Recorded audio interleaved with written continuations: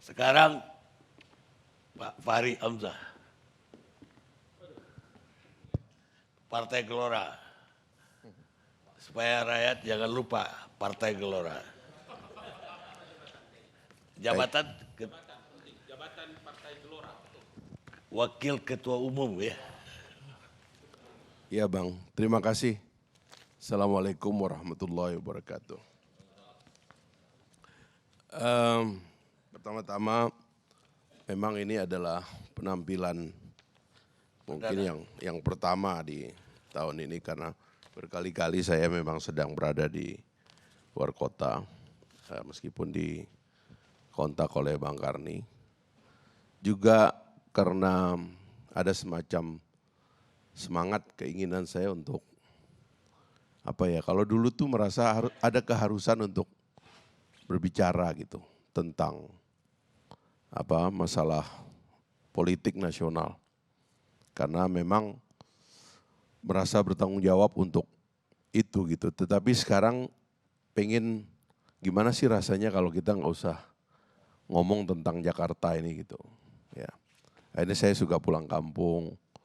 Kebetulan alhamdulillah orang tua masih dua-duanya hidup di kampung. Jadi ya memang banyak yang kita lihat dari jauh bahwa elit-elit di Jakarta ini banyak sekali melakukan hal-hal yang sebenarnya tidak diperlukan oleh masyarakat di bawah. Gitu.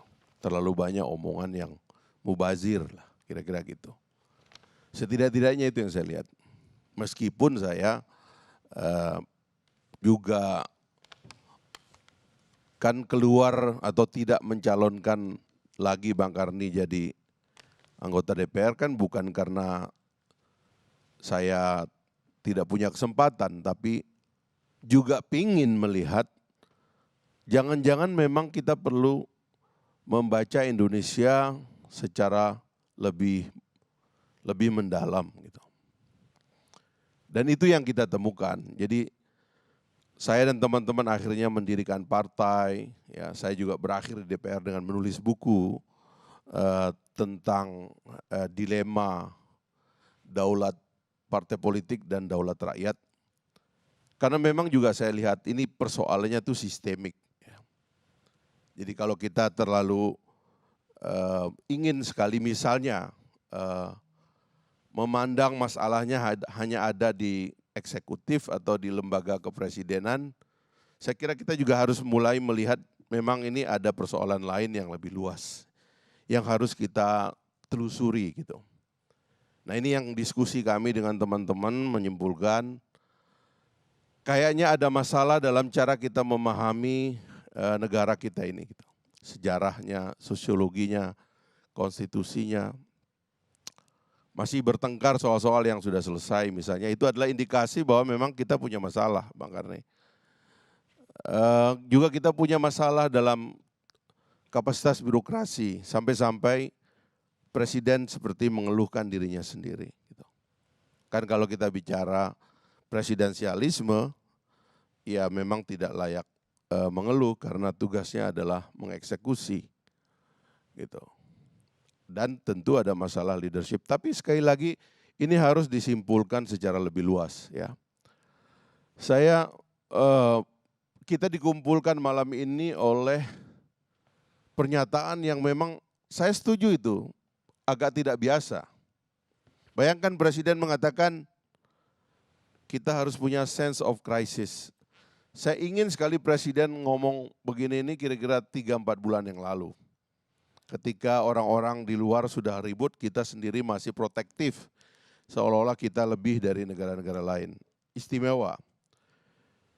Presiden meminta, ini luar biasa ini, meminta kita punya perasaan yang sama dong.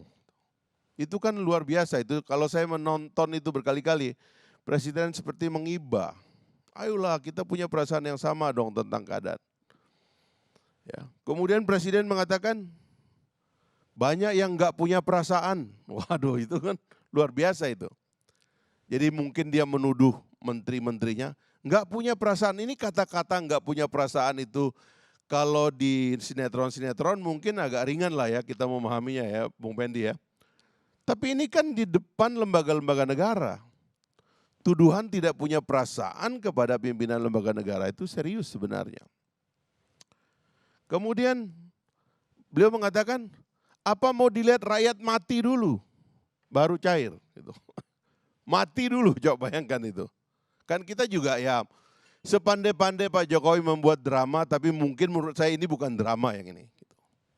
Ya, apa mau dibiar mati dulu rakyatnya gitu. Kemudian yang terakhir, sejujurnya saya katakan tidak ada progres. Ini kata-kata presiden ini. Ya sedrama-dramanya kan nggak boleh presiden kemudian ngawur dalam kata-kata. Sebab dia didengar oleh rakyat dan dipertimbangkan oleh yang beliau ulang-ulang 257 rakyat. Juta rakyat Indonesia. 267 juta rakyat Indonesia yang beliau ulang-ulang berkali-kali. Beliau kemudian menutup dengan mengatakan, saya bisa mengambil semua opsi. Apakah opsinya itu perpu? Kalau diperlukan perpu lagi, saya keluarkan perpu segera. Padahal perpu itu sebenarnya satu kedaruratan, ya, pintu kedaruratan. Karena kuasa membuat undang-undang itu dalam konstitusi negara kita itu adanya di DPR, tapi presiden mau mengambil itu. Ada yang minta perpu lagi, saya kasih. Presiden mengatakan kalau ada yang perlu dibubarkan, saya bubarkan. Membuka opsi reshuffle dan yang lain. Presiden mengatakan saya terbuka. Jadi saya merasa presiden ini merasa ada kedaruratan. Tapi kok saya melihat, ya ini yang saya sekali lagi ya, ini cara membaca lembaga negara Bang Karni. Karena sering negara itu berkelahi dengan dirinya sendiri, tanpa kita tahu sebenarnya apa yang terjadi di antara mereka. Hari ini kita membaca para anggota dan pimpinan Komisi 9 mengkritik presiden karena salah menilai Menteri Kesehatan.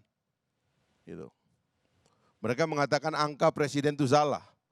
Lah terus masalahnya angka presiden itu datang dari siapa?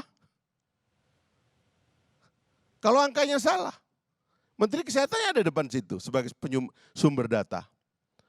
Tapi kemudian dikritik karena sebenarnya yang masuk DIPA Menteri Kesehatan katanya 1,9 triliun. Sementara presiden mengatakan yang 1, sekian persen itu dari sumber yang 60-an triliun atau 80-an triliun. Yang kalau 1,9 triliun, angka yang dimaksud 1,56% itu ya berarti sudah di atas 50%. Kalau angka DIPA-nya 1,9 triliun. Jadi pertanyaannya ini data dari siapa? Jadi kekacauan di dalam bernegara itu, karena negara itu kan organisasi yang besar ya, sulit dia. Kadang-kadang kita sulit menilai kinerja negara. Kadang-kadang gagal pun disebutnya sukses. Atau kadang-kadang mungkin sukses tapi susah menjelaskan kepada masyarakat bahwa ini sukses, akhirnya nampak gagal. Negara itu besar sekali, ada kesulitan kita menilainya gitu. Tapi kan kekacauan di sekitar istana itu kan memang sudah dari dulu. Sampai-sampai saya ingat pada periode pertama dulu ada, saya lupa ada impres namanya, impres anti gaduh, impres nomor 2 tahun 2017. Dibuat oleh presiden karena sering antara menteri berantem dalam ruang kabinet dan di ruang kabinet nggak apa-apa, di ruang publik. Lalu dibuatlah impres anti gaduh itu. Gaduh ini terus sampai kemarin juga mudik kan gaduh juga. Antara menteri berbeda pendapat. Menteri-menteri membuat kebijakan sendiri. Dan seterusnya dan seterusnya. Jadi Bang Karni, yang kedua yang saya ingin katakan adalah bagaimana kita memahami apa yang dikatakan oleh presiden itu. Saya nggak mau keluar dengan hanya sekedar menilai gaya atau kita mau pakai analisa yang membuatnya itu jadi samar. Presidennya mengatakan ada krisis darurat dengan kata-kata yang extraordinary, kan kalau presiden tuh nggak boleh marahin menteri kayak sekarang pun ya di dalam teori pendidikan, kita marahin anak dengan bohong kan nggak boleh. berbahaya bagi anak itu kalau melihat orang tuanya memarahin dia tapi dengan data yang bohong. Memorinya terekam bahwa orang tua saya bohong, nanti ini orang saya nggak perlu ikuti. Apalagi dalam negara. Saya tidak menganggap presiden bohong, tapi saya mau mendeteksi ada masalah apa. Nah makanya waktu itu saya pernah usulkan dalam debat atau dalam diskusi 100 hari pemerintahan, saya pernah mengatakan, presiden itu punya dua institusi yang menurut saya waktu itu kurang bekerja. Tapi saya sekarang mau tambah 4 institusi. Tapi sebelum kita masuk ke sana, saya ingin teman-teman di sekitar presiden ini ya, begini ya, negara demokrasi itu kalau dikelola secara feodal bahaya sekali.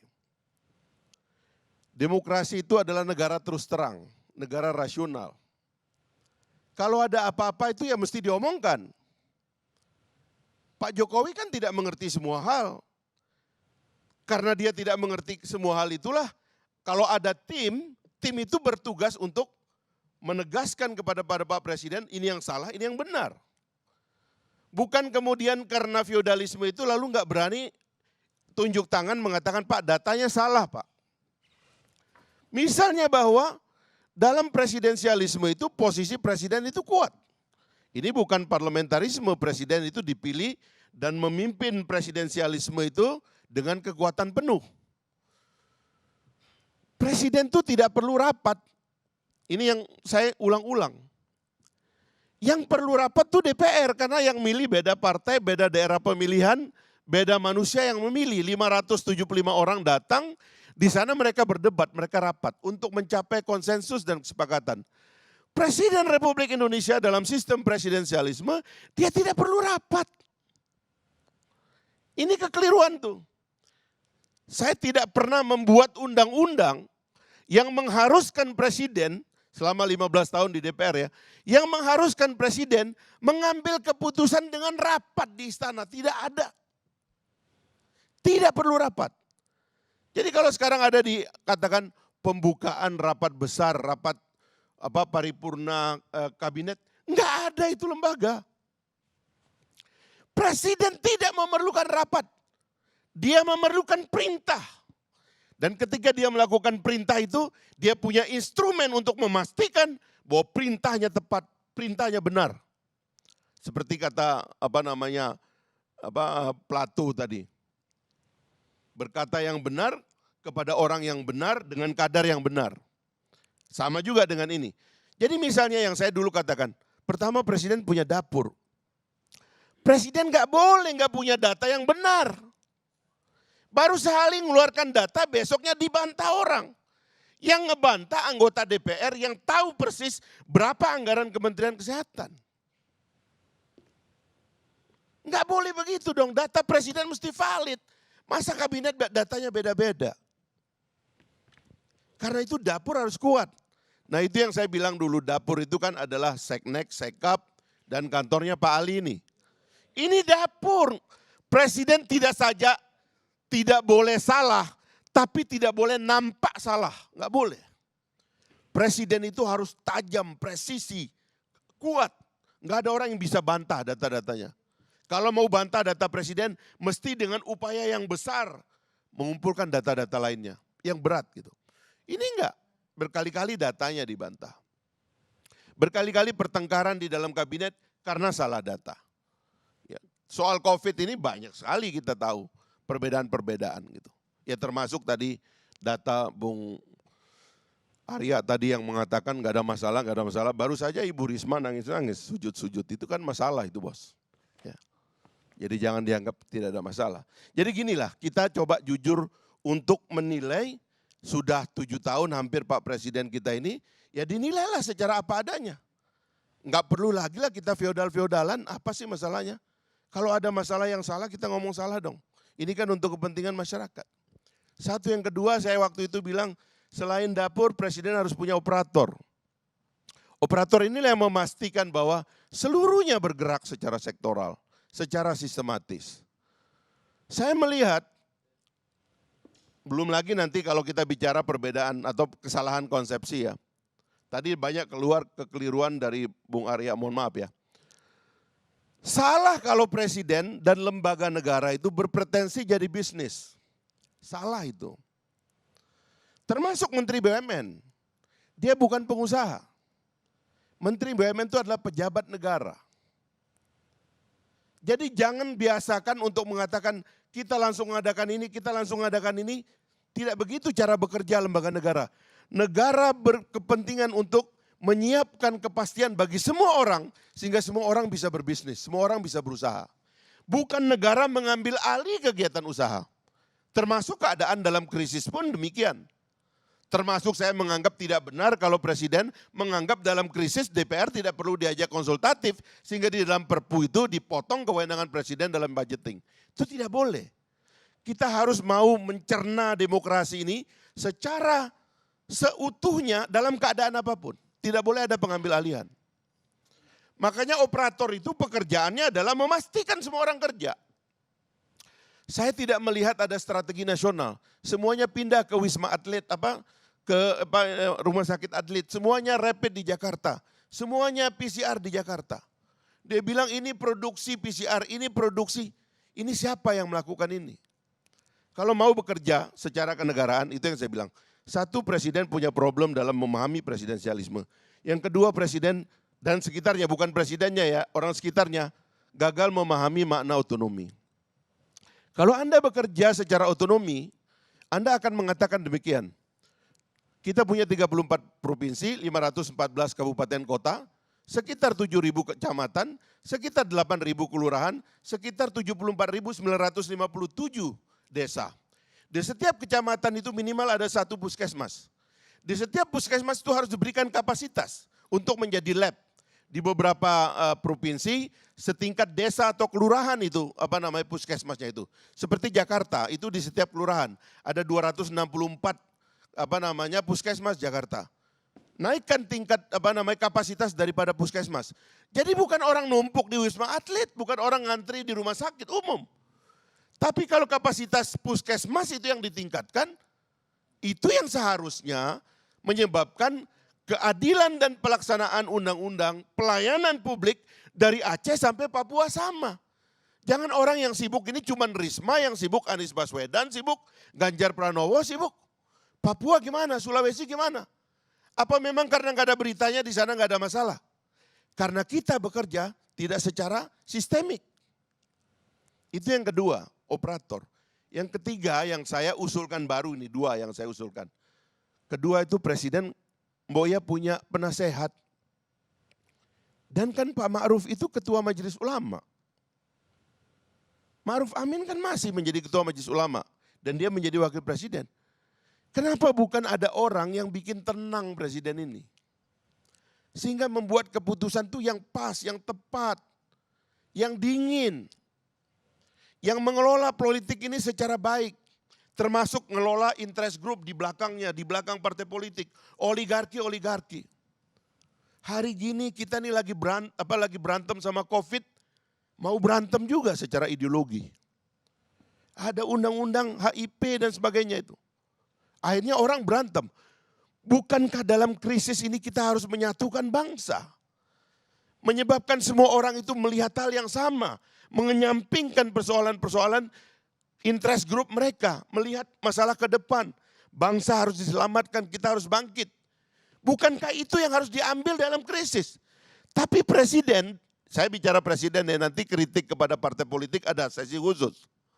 Tapi presiden bisa mencegah dan mengirim sinyal kepada rakyat, kita ini lagi bersatu, kita jangan berantem. Tapi membiarkan orang-orang ini berantem. Sampai ada demo besar dan sebagainya. Kenapa tidak memfungsikan Pak Kiai ini? Itu yang ketiga. Yang terakhir yang saya ingin katakan adalah penjuru bicaraan. Ini mumpung ada Pak Ali dan Pak Arya di sini. Saya mohon maaf. Kita ini kan punya presiden sudah apa boleh buat. Artinya gini, kalau presiden itu sudah terpilih ya sudahlah. Kita nggak boleh persoalkan dia lagi, dia sudah jadi presiden. Kita harus jujur dengan kelemahannya. Salah satu kelemahannya komunikasi. Tapi sebelum kelemahan komunikasi itu ada kelemahan yang paling fatal. Kita mendekati presiden kita secara feodal. Itulah yang menyebabkan orang tidak jujur di depan presiden. terlalu banyak memuji-muji, tidak berani mengkoreksi presiden. Feodalisme fatal betul di Republik ini. Orang tuh kalau udah jadi pemimpin seolah-olah nggak akan salah. Setelah itu kita harus punya penjuru bicaraan yang tepat supaya presiden kita nampak ajak, nampak mantap. Apalagi Pak Jokowi, ini terakhir yang saya mau katakan. Kan Pak Jokowi tidak akan bertarung politik lagi di 2024. Buat apa dia dimasukkan terus-menerus dalam konflik? Kenapa dia nggak dari sekarang jadi bapak bangsa, memastikan perjalanan kita bahwa 2024 itu akan ada transisi politik yang baik dan dia akan menjadi figur negarawan yang mengatur supaya kita semua mengarah ke sana. Buat apa? Tidak ada satu lagi, tidak ada dua, semua udah masuk kabinet. Kami mengatakan kami nomor 3, tidak 1, tidak 2. Karena semua udah masuk kabinet. Pak Fadli ini kan bosnya masuk kabinet tapi dia anggota DPR. Dia sebagai legislatif dia harus mengatakan apa yang menjadi pesan rakyat dia.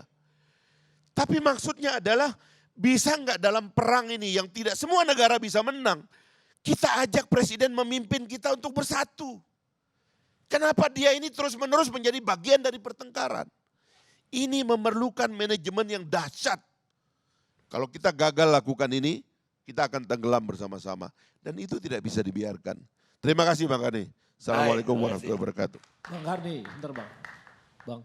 Bang, sini Bang. Oh ada. Sedikit Bang. Ya tadi yang pertama adalah mungkin kalau kita baca pesan Pak Jokowi itu sebenarnya bidang kesehatan. Bukan Kementerian Kesehatan. Bidang sosial, bukan Kementerian Sosial. Bidang UMKM, bukan Kementerian UMKM. Bidang kesehatan itu banyak. Tidak hanya di Kementerian Kesehatan. Karena ada pengadaan APD dan sebagainya, ada di daerah juga, ada juga di urusan di gugus tugas, ada berapa banyak di sana sektor. BPJS juga masuk. Demikian juga bidang sosial. Jadi berbagai sektor, berbagai kementerian nih bisa gabungan. UMKM aja bisa 7 kementerian di sana. Jadi bukan satu kementerian. Sehingga bukan angka Pak Presiden yang salah. Dia justru mengatakan bidang, bukan kementerian. Itu satu. Yang kedua adalah tadi Pak Bang Fahri bilang bahwa harusnya jangan BUMN. Justru Pak Presiden itu minta kita extraordinary. Justru ini ketika krisis ya harus extraordinary. Ketika bernegosiasi keluar mencari barang di mana pertempuran untuk merebut. Jadi jangan kita katakan bahwa merebut APD itu sangat gampang.